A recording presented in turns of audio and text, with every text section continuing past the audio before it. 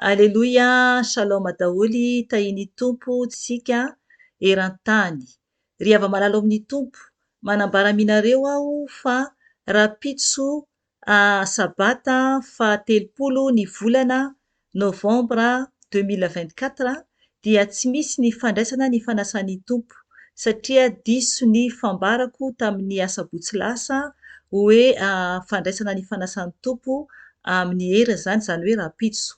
Tsy misy izany satria isaky ny voalohan'ny herinandro izany, voalohan'ny volana izany no misy ny fandraisana ny fanasan'ny Tompo fa tsy voajeriko izany ny daty mbola voafaran'ny volana isika rapitso izany dia ialana tsiny ny amin'ny daty izay diso izany ny amin'ny fotoana izay diso nomena fa ny fandraisana fanasan'ny Tompo eto amin'ny ho avy Jesosy dia isaky ny voalohan'ny volana izany.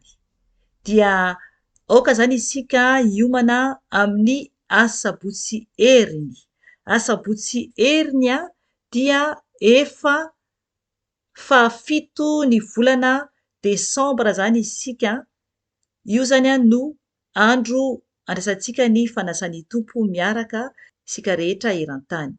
Dia izay tompoko fa mampahery anao mandrakariva ao amin'i Jesosy izahay eto amin'ny ho avy Jesosy Tompo. Aleloia, ny voninahitra anie ho an'Andriamanitra irery ihany. Amen.